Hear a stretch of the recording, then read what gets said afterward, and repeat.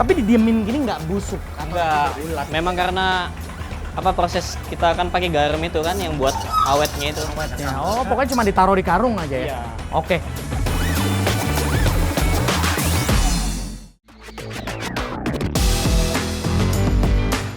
Desa Labuhan Maringgai, Kabupaten Lampung Timur, dikenal sebagai sentra penghasil terasi bercita rasa khas kualitas ekspor. Uniknya, meski telah mendunia, proses produksinya masih dikerjakan secara tradisional.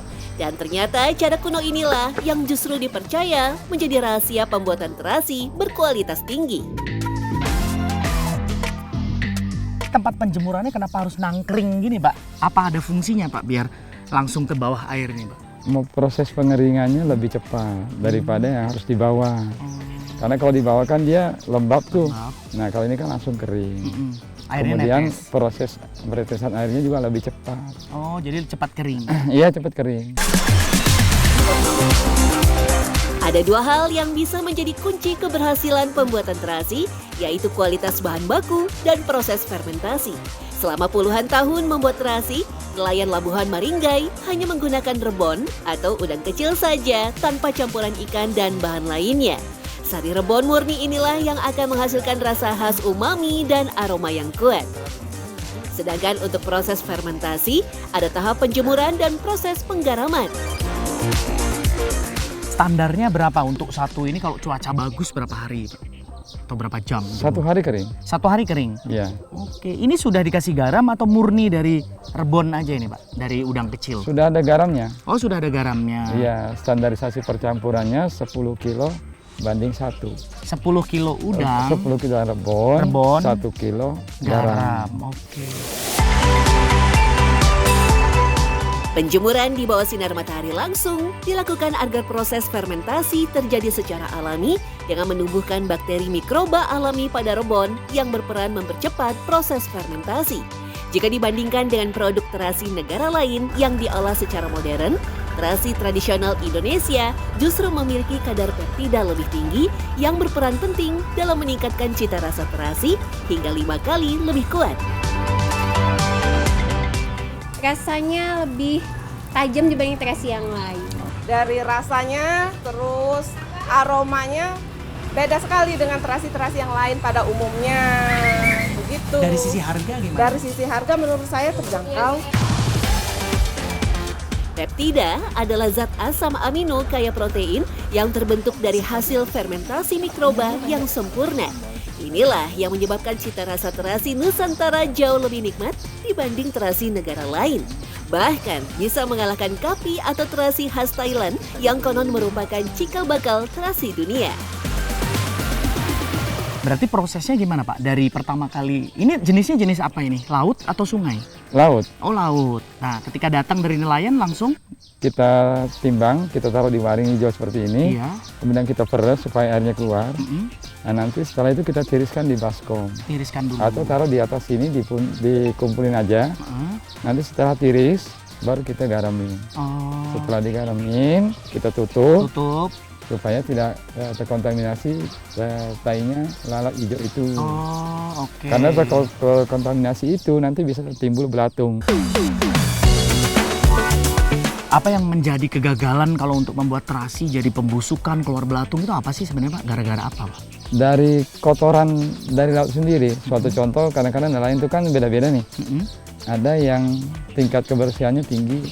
Makanya kita proses. Pada saat dia datang, kok bercampur tanah lumpur, kita suruh nyuci dulu di kali. Karena itu akan bau, tidak layak dimakan. Rebon asin harus ditumbuk kasar agar teksturnya berubah menjadi lembek, warna lebih pekat, serta aromanya semakin menyengat. Pasta udang kemudian dimasukkan wadah tertutup supaya terhindar dari oksidasi dan pembusukan. Namun bahan setengah jadi ini masih harus melalui proses penggilingan dan disimpan dalam jangka waktu tertentu. Enaknya sih sampai 1 bulan ya. 1 makin bulan. lama makin enak sih sebenarnya. makin lama makin Cuman enak. setengah bulan juga kalau mau dikonsumsi bisa. Cuman lebih enak emang sampai 1 bulan lah. Oh, makin lama. Iya, ya? makin lama makin enak. Tapi didiemin gini nggak busuk atau Enggak. nanti berulat? Memang karena proses kita kan pakai garam itu kan yang buat awetnya itu. Awetnya. Oh, pokoknya cuma ditaruh di karung aja. Iya. Kondisi geografis Labuhan Maringgai yang berada dalam wilayah garis pantai membuatnya kaya akan hasil laut berupa ikan teri dan udang. Membuat terasi sudah menjadi pekerjaan turun-temurun warga Labuhan Maringgai sejak puluhan tahun silam. Dipicu oleh murahnya harga udang karena hasil yang melimpah, sehingga warga berniat mengawetkan udang dengan menjadikannya terasi dengan harga yang tinggi di pasaran. Betul nggak sih katanya juga terasi Maringgai ini tuh terkenal paling enak juga katanya? Iya. Iya ya?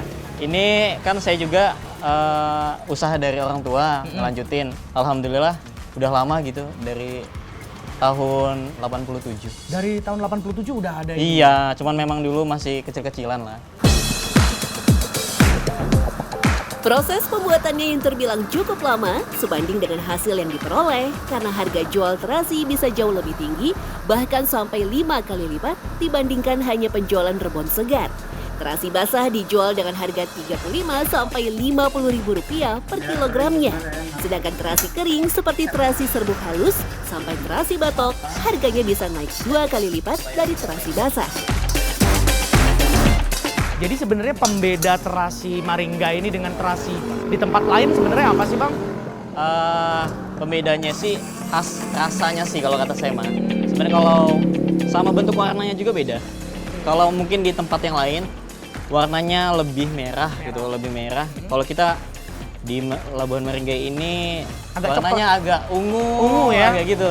Karena kita memang nggak pakai pewarna sih, pakai pewarna alami aja. Warna alami Iya, aja. jadi warnanya ya kayak gini apa adanya. Bahannya juga cuma garam. Garam sama udang.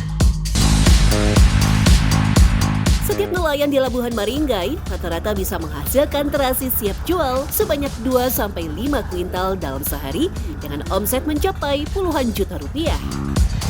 Terasi udang di Maringgai ini katanya bisa langsung dicicipin, langsung bisa Bisa. dicemil. Betul ya? Iya bisa, Yang seperti ini? iya bisa. Serius ini udah matang Bisa. berarti? Coba aja. Oh ya langsung bisa, katanya soalnya ada banyak yang cemil-cemil gitu ya? Ya ini karena udah dimasak sih, udah jadi, Ya. udah dimasak, jadi aman dimakan. Hmm, Rasanya agak-agak asin gitu ya. asin tapi rasa udangnya itu pekat. Ya. Iya kan? Mm-mm. Iya sih udah enak sih, jadi kayak Iya. makan abon.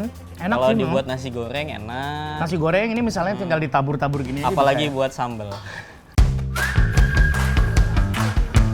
Bagi masyarakat Lampung, terasi adalah bumbu dapur yang sangat penting karena tak terpisahkan dari berbagai hidangan tradisional. Sebagai penyedap rasa alami untuk mengolah aneka masakan sampai bahan utama pembuatan aneka sambal.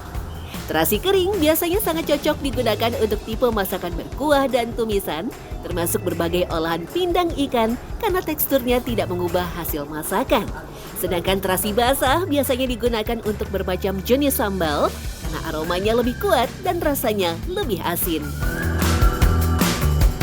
Kalau kita di Lampung ini ya Kak, kalau masak itu memang harus ada terasinya walaupun sedikit gitu. Karena si terasi ini buat jadi penyedap rasa alami gitu. Kita tadi ada 2 menu ya, ada sambal terasi sama pindang kepala Simba.